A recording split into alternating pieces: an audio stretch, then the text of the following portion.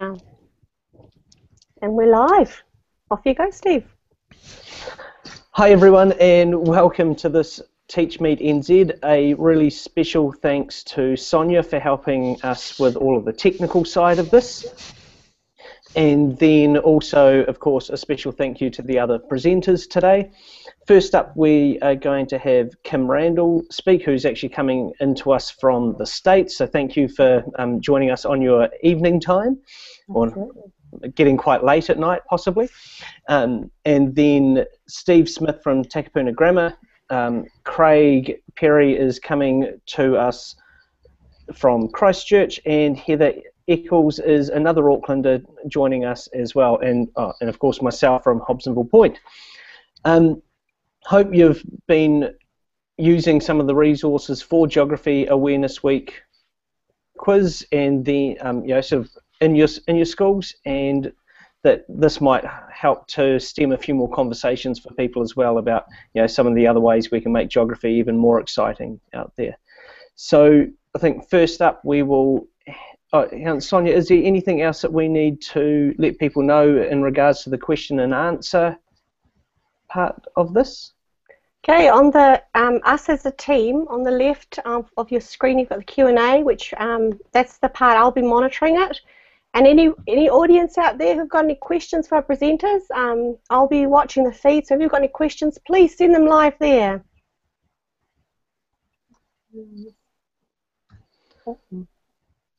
Okay, first up we will have Kim Randall. All right, hang on, I just opened this. Kim, while you're live, yes. When you're live, the rest of us, if we just turn off our cameras and our mics, please. Okay. Let me try and get back out of this question and answer. Okay. All right, let me know when you're ready for me to dive in. Okay, off you go.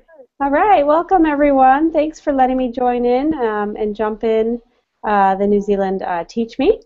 I am in California, the Northern California area, and some of my favorite tools that that Google actually has been working on are some of their geo tools. So I thought I would share with you very quickly one of my favorites, and I'm going to turn on my screen sharing. And let me know if there's a lag in seeing this. Can everybody see? Looking good. Looking good? So if I go out to it, you guys can see what I'm doing? Yes, we can. Yeah. Okay, fantastic. All right, so this resource comes to us from Google Geo, the Geo team. This was launched about a year ago, and it's called Google Maps Engine Lite. And the link to it is mapsengine.google.com. It's the way to get there. And I'm going to just quickly go in and click on Create a New Map. And what this tool does, not only can we go in and create simple custom maps, but it lets us import information from a spreadsheet. So if I'm collecting data on specific locations, I can just import that right into a spreadsheet and visualize it on my map and do some other things with it. So I'm going to go ahead and just dive into that feature because I think that's one of the most powerful things that we can do with this tool. So right over here, well, first thing, I would want to title my map. So Teach Meet New Zealand. So don't forget to title them. And then I'm going to click on a layer. And this one I'm going to say, how about our favorite places? Okay. Now I'm going to come right over here to this import feature. And when I click on it, it lets me upload a spreadsheet. So if I have a spreadsheet of information of data that I've collected, I can upload it, a CSV, an XLS file, even a Google Earth file, so a KML file. But I'm going to come down to actually my Google Drive because I can also import spreadsheets right from my Google Drive. I'm going to go over to my recent spreadsheets. And here's one with our favorite places.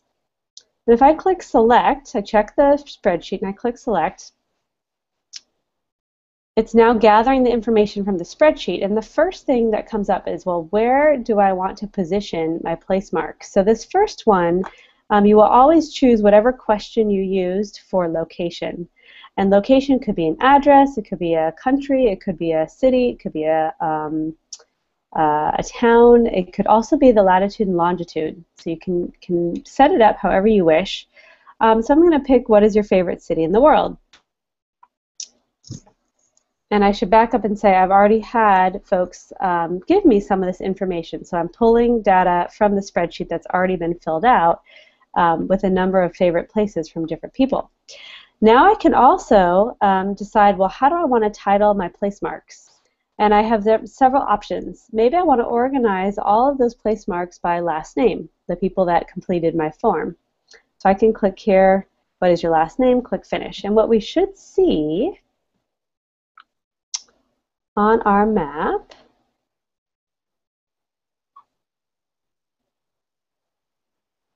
is that the spreadsheet now has been imported right into our map, and now we can look at our data. Now I can do a couple things with this too. I could click on it and look at each individual person's favorite place and their responses, why it's their favorite place. But I can also come over here and I can do some styling. So maybe I want to come over, and right now we're in uniform style, so all the place marks look the same. But maybe I want to reorganize this. Maybe I want to see everybody in a list. So now I can see everyone's last name, and I hover over the place mark, right? And it changes which place mark I'm on based on their last name. But I could also come in here, and I could also style by gender. So I can reorganize this to sort it by male and female. Okay. I can also set some ranges if I wanted to, and I can set the different number of range sets. Now this one we only have male and female, so it only works with 2. All right. Now there's a couple other things too that's pretty neat about Maps Engine Lite, and I will switch us back to last name. And I'm going back categories, so now it'll change the place marks on my map. But one of the other neat things in here as well is that spreadsheet actually was also imported right into my map. So in here, I can, not only if I'm a student and maybe I had a couple places that did not import correctly, it'll give you a little error, say there are 3 locations that did not import. This is where you could come in and fix it. So maybe it was a typo. Or maybe the address was slightly off. So you can come right in here and it'll actually fix it and relocate it on your map. One of the other things that you can do in here is also add additional columns. Now your columns are also the items that show up in your info cards on your map. So I can come right over here and I can insert a column after, and maybe this one will be have I visited? And this is going to be a text type answer, but I could have a number answer, a date and time that I maybe visited, or a true false. I'm just going to do text, and I click add. And I should see, if you notice, it added the next column, and it also added the option or the column on my place mark. So if I come over here and I say, oh, have I visited Greenland Gap, where is this, West Virginia, I can say no, I have not visited, and it will update on the place marks. How am I doing for time? Do you guys want me to keep going? Steve, what do you think? You guys just let me know. I can keep.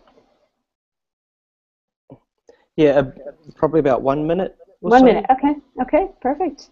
So again, I can come in and keep editing that place mark. Now there are a whole bunch of other things I can do on my map to continue to visualize my information. These info cards are also editable, so I can click edit. But I can also come in here and have a little camera option. So I could actually come in here and import my own images, my own video, or even search for images and video from YouTube and from Google, which is pretty exciting. So I can come in here and very quickly, and whoops, I did not catch what location I'm on. Where are we? Paris, France. Okay, so I can come in here and I can click image search. So I can say Paris, France, and click search. And boom, right away I get a whole bunch of images, and I can select which one I want to use. And it adds it right into my place mark. And I can keep adding. So if I had several images, let's say from a trip that I have taken, and I want to upload and import my images, or if I want to keep adding different locations around Paris, I could click this little plus, and it'll let me keep adding images to my place mark, which is pretty exciting. One of the other really neat features, and I'll be really quick here, that was just added actually right as the New Zealand GAFE Summit ended. They actually released it the day after the summit, after I had a chance to do my map session. So, but one of the other features that they brought back is this measuring distances and areas tool. So I can come in here, actually there are two tools. Let me come in here and do this one. I can actually draw shapes. And let me just show you what this does. So I can come in and very roughly, and I can fix this and tweak it later, but come in and draw the shape of Greenland, and boom, when it does that, it calls it a shape, right, a polygon, so I can change the name to Greenland. I could come in and fill in all this other information if I wanted to. But if you'll notice, one of the new features in your shapes is it actually is showing you the mileage, right, the perimeter, and the area, which is pretty exciting. Now, one of the other cool things, too, is you can drag and compare. So if I want to compare Greenland to, say, let's see if I can come down here. Let me zoom out a little bit. And, my time up. Greenland actually is only about, a third of the size of the United States. And the reason that is because of the curvature of the Earth. It actually takes that into account when you're actually moving your shapes around. So the other tool is you can measure distances as well. That was another feature that just got added not too long ago. All right. Any questions? Anything else you want to see? If I could ask everybody to bring in your microphones and your cameras, please, and let's talk with Kim. Okay. There was a great discussion going on in the chat in the chat part for the presenters on the side there about how awesome this would be for use in classes. Awesome. Yeah, lots of people sort of starting to bounce ideas about icebreakers in class and intro to GIS, and how awesome it is that some of those tools are available on a free platform as compared to a lot of the paid platforms out there. Yes. Yes, fantastic. That's absolutely true. And I should back up one more step. And using a Google form, the filming dude can give you a bit of a hand. What's that? Apologies, it was a speaker coming through my school. No worries. I lost my train of thought, but I should back up. The way I actually collected the data and information is just through a Google form. So you can set up a Google form, it collects it as a spreadsheet, and then just import it right on into the map, which is pretty exciting. It's one of my favorites, and I think you're going to see increased functionality as things go forward with some of these geo tools too, meaning you'll be able to do additional things and additional features that many teachers have been requesting. I think they're working on trying to make some of those things available in the education space, which is pretty cool. Kim, I have a question. What's the sharing facility for these maps? Can students collaborate on this, or Yep. Is it the same as any Google Doc in terms of the sharing facility? That you got it exactly right. Yep, just right up here, my upper right-hand corner, the share functionality. It does, for whatever reason, want you to keep, check the name of it, but then it brings you into the same options as far as a Google Doc. And I will let you know tomorrow. Right. I'm testing it out with about 40 people on a shared map, so we may crash it, but we'll see. we'll give it a whirl. But yes, they can go in and edit and collaborate. That's awesome. I think your sort of background analysis is going to see a lot more hits from New Zealand over the next couple of weeks, as all of a sudden a lot more geo teachers start using this. I hope so. I hope it's a kind of an unknown, since it's so new. and I know that obviously Google would, love to see more educators using this tool. Okay, great. Thank you so much for that, Kim. And next up, we are heading over to Steve. All right, I'm going to stop sharing my screen here. And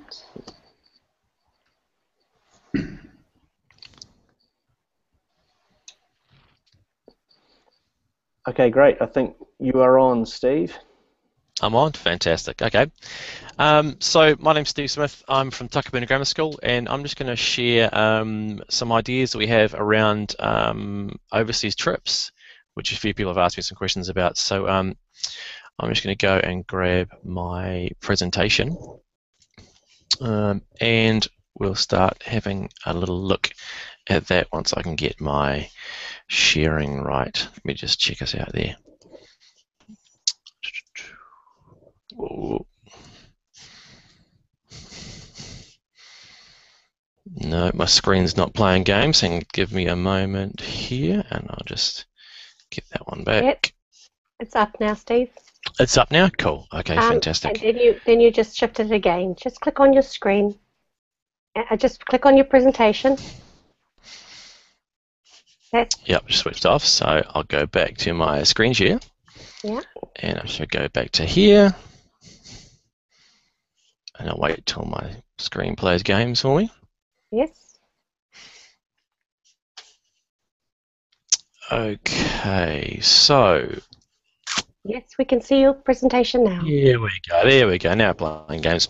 So yeah, I'm Steve Smith from Takapuna Grammar School in Auckland. I'm a geography teacher, a trip coordinator, and I do some IB CAS as well and some IB geography. So I'm going to have a chat about doing overseas trips and how we do our overseas trips and what they mean for us and our students, because they have some nice flow-ons. So the overseas trips that we've done thus far are Hawaii, the Amazon, Brisbane, Hong Kong, and Borneo is coming up at the end of this term.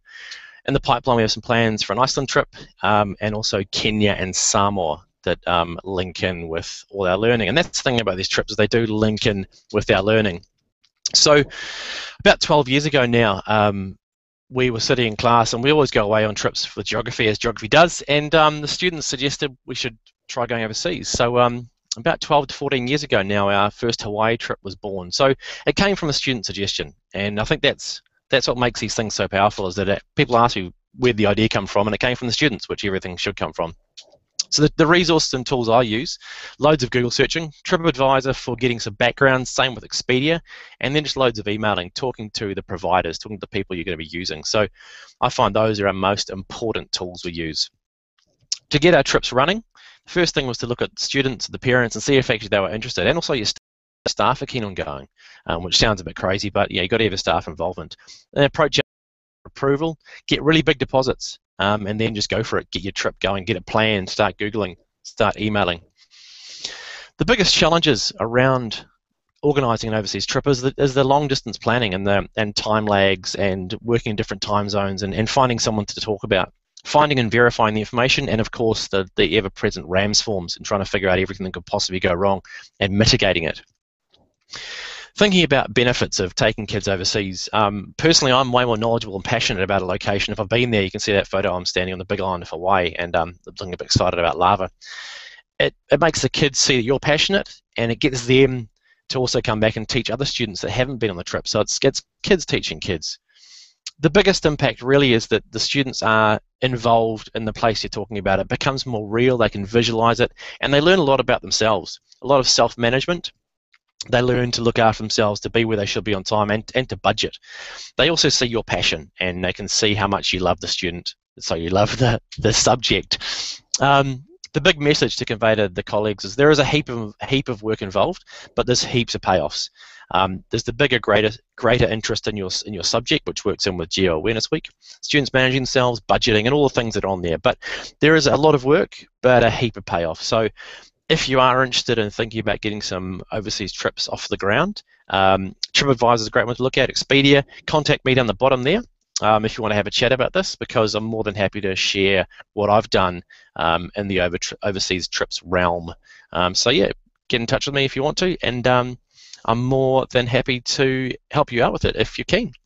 So that's me, really. That's the us doing our overseas trips. Great. Everyone, if you could turn your microphones and your cameras back, please. Steve, I'll pass it back to you. Yeah, I was enjoying it until I saw the photo of myself with the cane in there. But I couldn't resist. Sorry, Steve. And it's incredible from having previously worked sitting beside you in the office while you were planning these and seeing the amount of work that went into it. And I can remember thinking, oh, what's this going to be like? What's, sort of, is it worth it, how much stress it sort of puts you through? But seeing the students on it and the conversations afterwards, it's just such incredible, sort of learning that goes on. And the two words that I picked up from your thing there were about passion and relevance, and I think that was really key. Yeah, definitely. I mean, we've just got back from Hawaii a couple of weeks ago, and we're learning about it in class now, and the students are saying, remember we saw that, remember that's there, and then when you go down there, that's like that, and wasn't that amazing to see? So just the passion, the relevance, is the reason we do it. Steve, what sort of time do you go for? What length of trip? We work around 10 to 12 days, basically so it fits in with school holidays, and that way you minimise relief time out of class. It sort of takes away one of the barriers to going, really. Oh, good. The other thought I had is how you, I don't know, a barrier might be the cost of it, and I guess I might see that as a barrier, but I might have to just think, well, how am I going to help these kids fundraise for this amazing experience?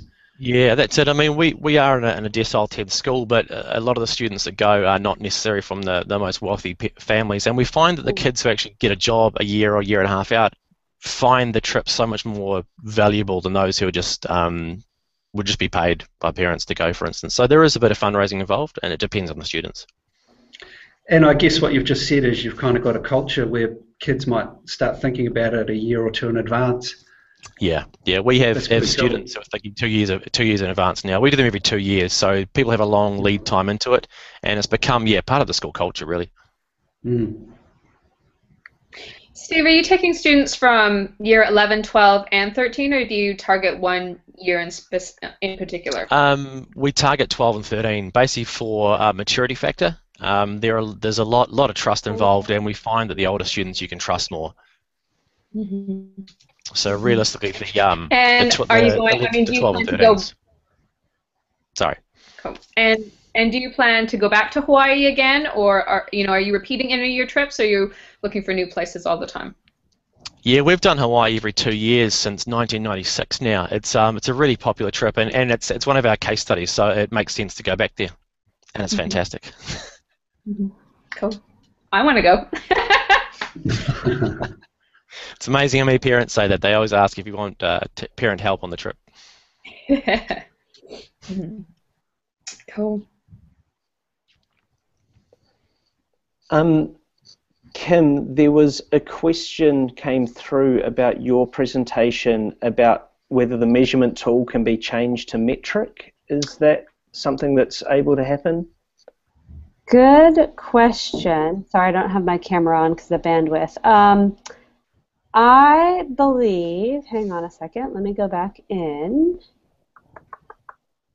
I'm looking, I believe there's either a setting where you can go in and change it, or it automatically, or maybe that's regular Google Maps. I feel like it automatically knows where you are in the world, and it adjusts automatically. Either that, or there's a setting in the, there's a little gear on the map, but I am not seeing the option.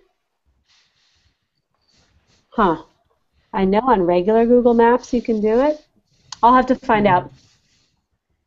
But I'm pretty sure that they do have, either it's an automatic or that they do have an option to change that. Try it if one of you can go out to Maps Engine Lite and see if you can find a setting or see if it automatically sets yours into metric since you're in New Zealand. Now I'm curious.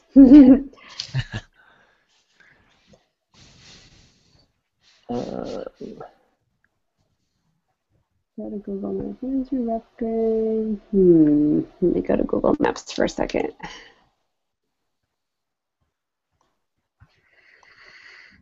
Yeah, I mean, I'm on it at the moment, and it's automatically working in kilometers. So.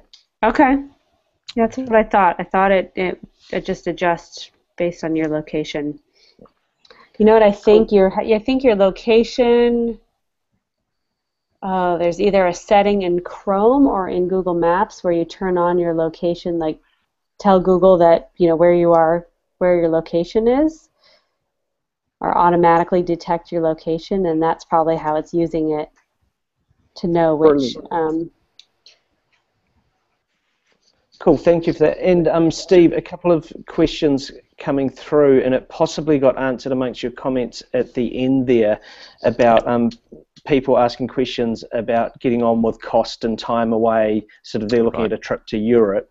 But I guess that's a lot of the kind of lead-in stuff that you're doing?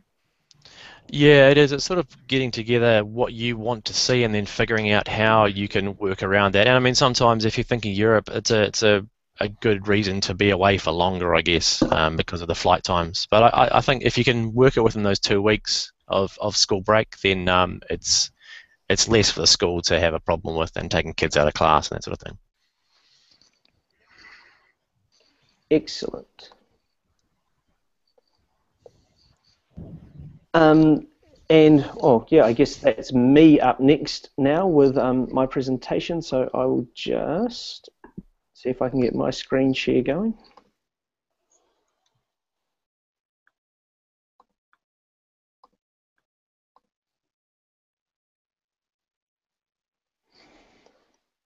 Okay. Yep, we can see it, Steve.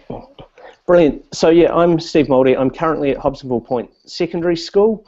We're a specialised learning leader. Basically, it's a curriculum type role that I'm in here. Our titles are a little bit different and out there as such. I've been geography teacher for 12 years, and I've really been looking at design thinking in the classroom for the last year. Particularly within social studies at the moment, but starting to think about how that builds up into geography.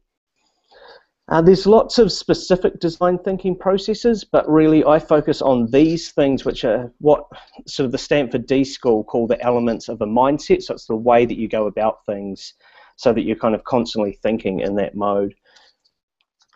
Within geography, we already do so many of these elements so well. We already take that sort of people-centered type idea, we collaborate, it's kind of in the nature of what we tend to do naturally, so that's why I think it fits really well. I've been Sorry, Steve, to interrupt. Your slides aren't moving. Have you gone to the? There we. Yeah. If you don't mind clicking on it as we go through, please. Okay. Sorry. If you can go back to number 1, slide 1, slide 2. Yeah, and you might have to auto advance with the arrow keys, please. Okay. Yep. Sorry, it was working on mine, so yeah. Take. So we can go through from there. Yeah. Yeah. Okay. Start back from there. Sorry to interrupt, and I'll reset your timer. Thanks. So, yeah, I've been teaching geography for a while, but design thinking is something that really I've been looking at over the last year. I started off initially using it in terms of how we were designing our curriculum here, but now obviously it's a big part of the way that I teach things within social studies, but starting to look at how it relates to geography. These 6 bits here are our sort of what the Stanford University call the elements of a design thinking mindset, and this is sort of the way that I really approach things for the most part. Can you click to the next one? We're still on number 2. Oh, it's changing on my screen. Yes. And I know it's hard because you can't see what we're seeing. Yeah. Yeah. So we're now on number 4. And I'll just try. Do you want me to pass on to the next one and come back to you? No, I'll just go back out again. Okay. And maybe just auto cue with your arrow keys. Yeah. Yeah, that's better. Now that's better. Much better. Number 4. So yeah, this is So in geography, we do some of these things particularly well already. In my opinion, I think we do the whole collaboration side of things, and our topics really do consider the impacts on people. So many of them do look at the significance of this on people. So I think that's a really natural fit. My teaching is really highly focused on students using their knowledge, because I've been quite influenced by some of the work by Rachel Bolstad and Jane Gilbert. And to me, what design thinking does is enable students to develop that innovative thinking, which to me links really highly with that word insight that keeps coming up within standards.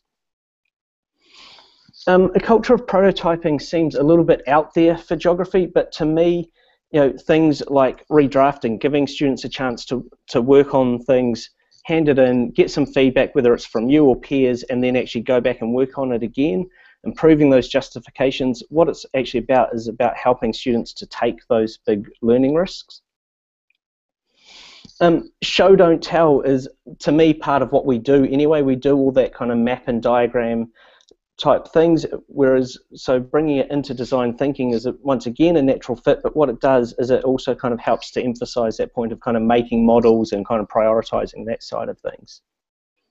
The bias towards action doesn't have to be making something technological. It could be making a prototype of the solution, but it's also about creating a social action or making models and that side.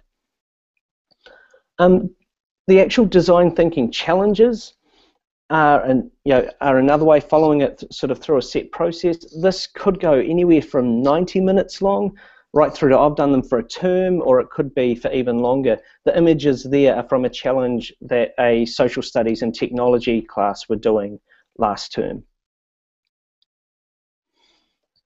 A level 1 class, a really obvious fit with this is the population sustainability part of that topic. So sort of setting a challenge of how might we best support population sustainability in whatever your case study is over the longer term, and getting students to kind of work together to, to generate a solution to that.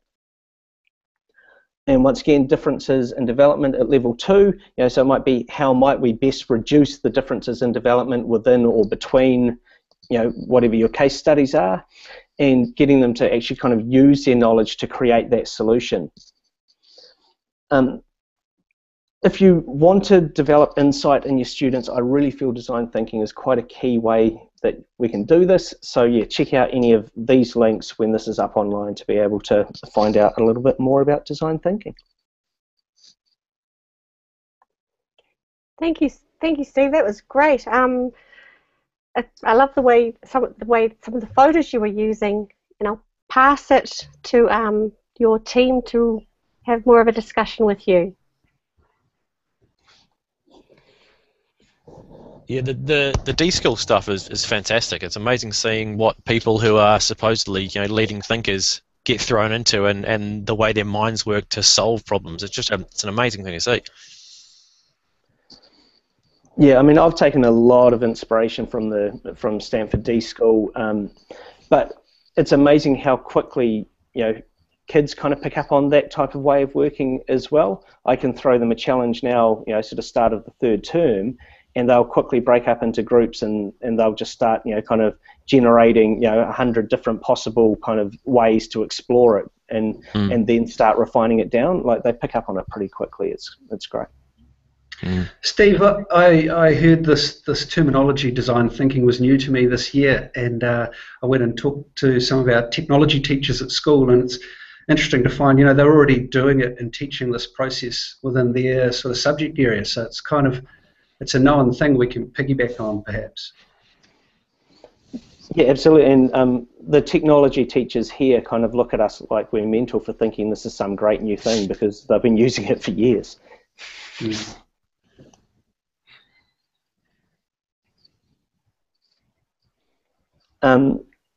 So I think that's now up over to you, Craig. All right, okay. Okay, right, so bear with me as I get set up. I'm going to do that, and then whole screen, share, then I've got to do that. So you can see, hopefully, my PowerPoint ready to go? Yes, we can. Okay, well, I'm going to launch into it, and just interrupt if it doesn't work, because as soon as I hit this, I'm away. So my name's Craig, and in the next 3 minutes I'm going to try and make some links between using Solo taxonomy as a framework for learning and teaching geography. I guess the first thing, I'll just get rid of this hide, is to unpack what we might mean by Solo as a framework for learning. In essence, it's about the students knowing where their learning is at. Have they got knowledge and facts? Can they make links between knowledge? And can they use knowledge in a new way or be insightful, perhaps? And I guess more importantly, it's about the students knowing what their next steps for improvement are and how we help them do that. If I put it another way, if success equals effort plus effective strategies, well, Solo is all about effective strategies and making those visible to the learners. And I've found that when you do that, student engagement and effort increases as they can see a pathway to success. So what might this look like in a classroom? This is my whiteboard at the start of the term.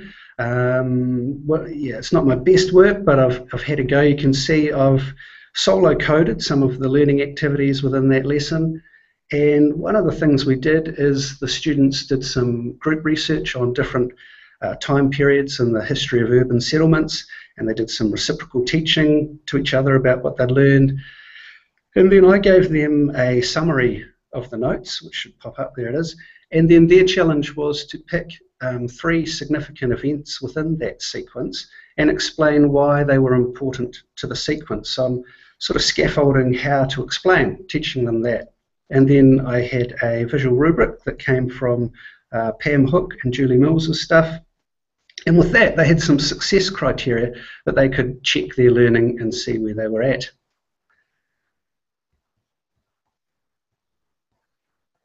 And some other stuff. In the past, I've got really frustrated when you're teaching Pracies maps and kids that say, look, Mr. Perry, I can't draw. My art teacher will confirm this. Send them an email, we'll tell you. And what I hear them say is that they just don't have any effective strategies for success. So if we can make those strategies visible to them and help them be strategic in using them, their mindset sort of changes, is what I've found. One more example should pop up. And there it is. I've had, my students haven't been that good at applying visuals to their written work, which pops up in all our assessments. So I made this rubric in response to that. And once they had this visual sort of pathway and they could see what they needed to do, they improved. So to conclude, with a Solo framework, we can make learning visible to our students and empower students with effective strategies for success. And that's it. And I'll just get rid of that. And I've got to hit a button. Oh, Yeah, did that work? and it's back to you. Yes, it is. I'm back. Back to you. Great. Okay. So that was it. It's quite hard. There's a lot to sum up in 3 minutes. It is a lot to talk about in 3 minutes. I had some PD on Solo a few years ago at my school, and they tried to sort of spread it across the school, and it, was sort of moderately successful. But I think for me personally, it's something that I keep coming back to, and I share it with my students. But I think even I find myself using it most when I'm planning my lessons, and it's such an effective tool for scaffolding. And when I know what I want them to learn, to go back and just remember, okay, because sometimes I feel like we skip ahead. We don't start at the pre-structural, or and I have to realize, okay, I need to go back to the beginning and make sure that I've that I'm following the Solo rubric, and that actually my students are going to be most successful when I'm applying it sort of one step at a time. And then once the students are more confident, then some of them can sort of jump ahead to the levels that they're working at initially. But yeah, I agree, it's a really effective tool. And further to what you said, I'm a little bit similar, that Solo may not feature in every lesson I do, but it's certainly it's become a habit that it's in my mind as I plan my lessons, and when am I getting them to bring information in, and when am I helping them make links and think about how they might be insightful or show insight, as our language sort of says. Mm-hmm. And also to differentiate for the students in your class, and some students can go straight to extended abstract thinking, and you're thinking, okay, I need to be extending them. whereas other students in your class may be pre-structural. And so it's a nice tool to be able to look at a student and be like, okay, what level are you operating at? And therefore, what do they need from me as a teacher? Mm.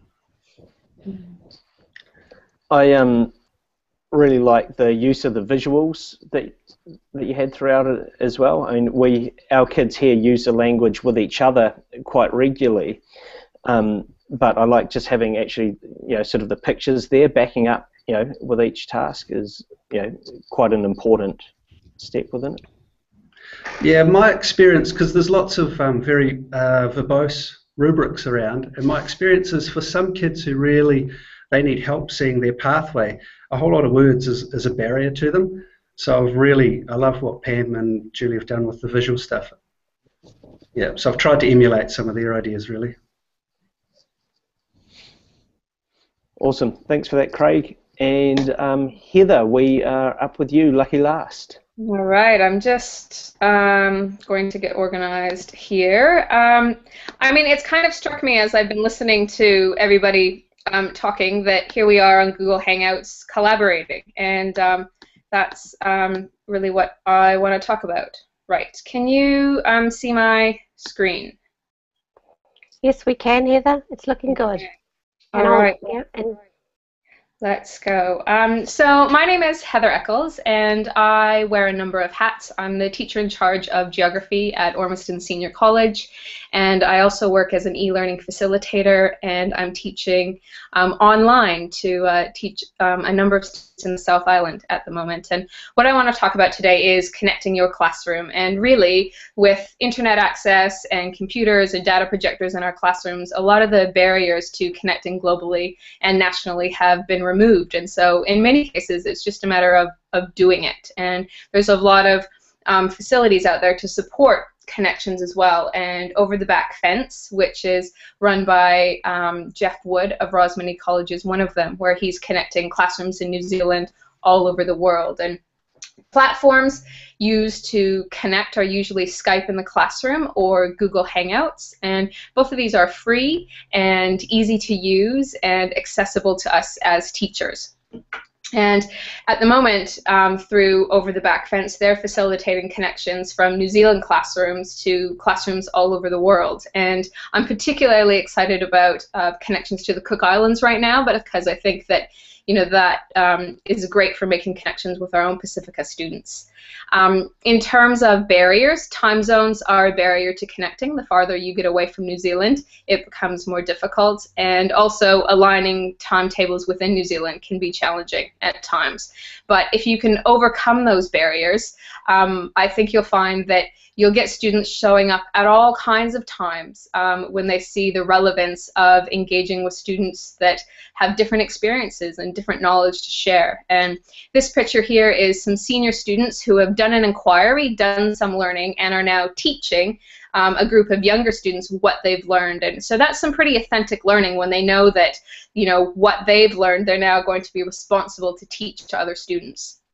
So in terms of where to from here, October is Connected Educator Month in New Zealand, and there's going to be lots of activities around teachers connecting. And what I would love to see, and what I'd like to propose really, is that we as geographers get together and use that month as an opportunity to connect our classrooms.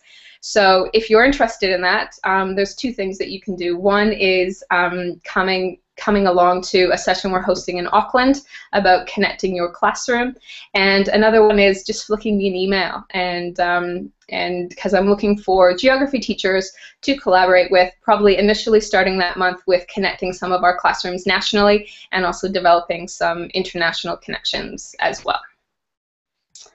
And cheers, that's me. I feel like there's so much more to be said about this, and that's just such a wee little snapshot.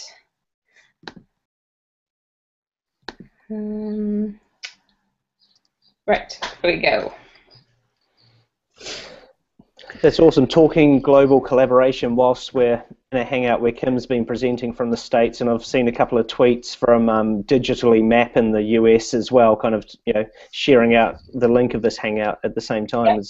Yeah. Yeah, and I mean, and that's exactly it, that, we're doing it, but it's accessible for all of our students as well. And, it's a great opportunity that we can be providing for them. And there's a lot of support to connect, and the technology's there now. So sometimes I think we're not doing it because we've never done it, but actually I think we need to get on board and give it a go. Heather, am I correct that you kind of offered to be someone that could help us make those connections? Yes, I am. I mean, I think there's some initial barriers to getting going, and I've also been working quite closely with Jeff Wood, who facilitates the Over the Back Fence project. But I'd like to be sort of an intermediary to make some connections, because I think you need that initially, and then you can get going on your own. So yes, if you're interested, please email me, and I will act as an intermediary to start connecting people. And there's a lot of awesome events happening within that Connected Educator month. On your page, sort of on the TeachMeetNZ website for this, will you be able to put a couple of links there for that?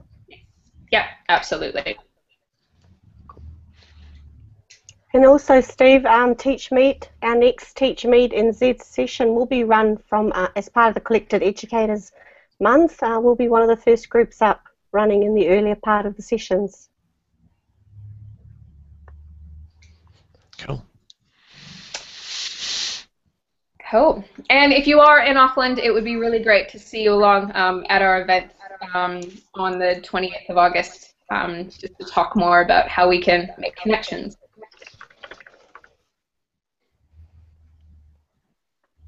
Oh, she's gone.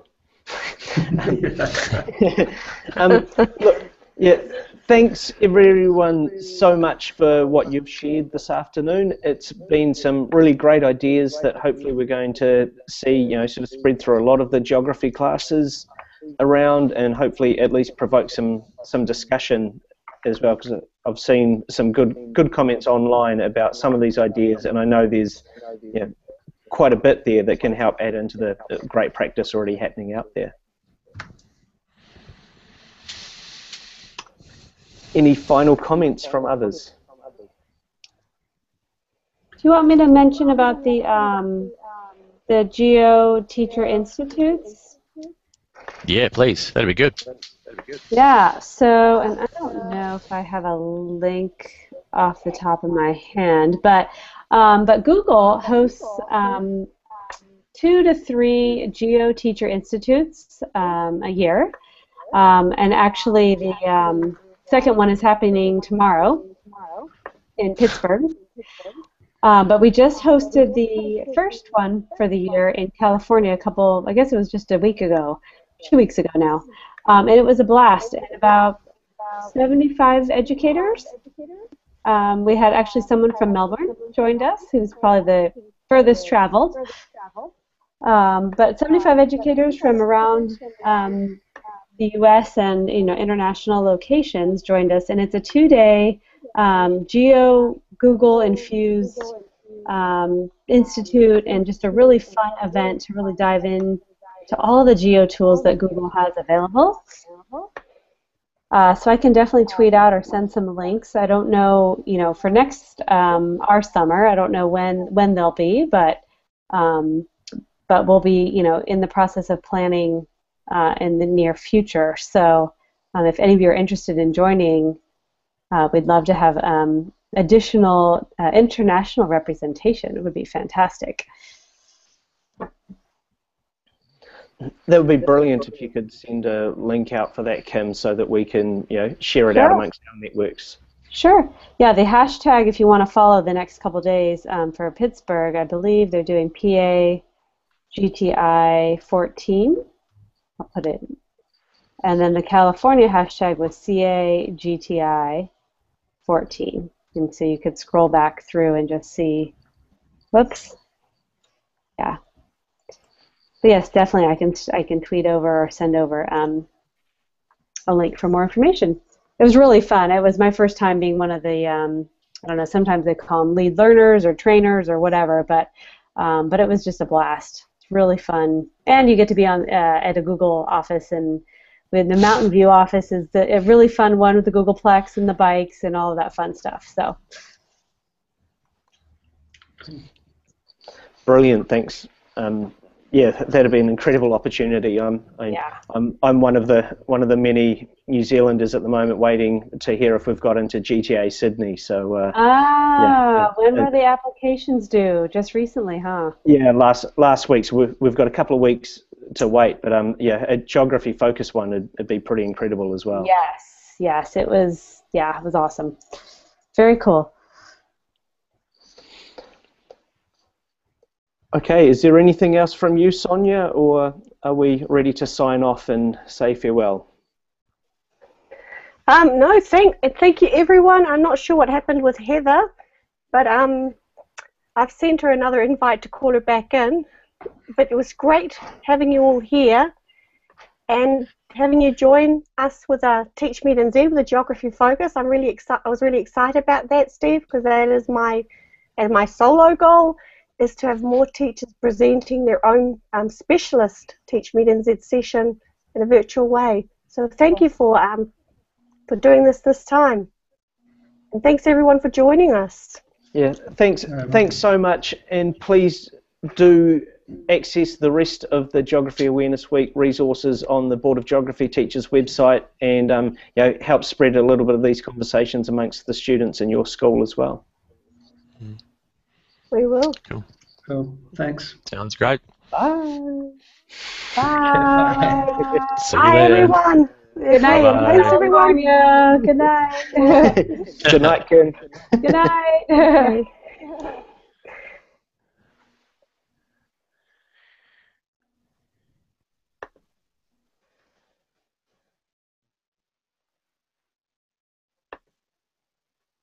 I'll be the last to leave.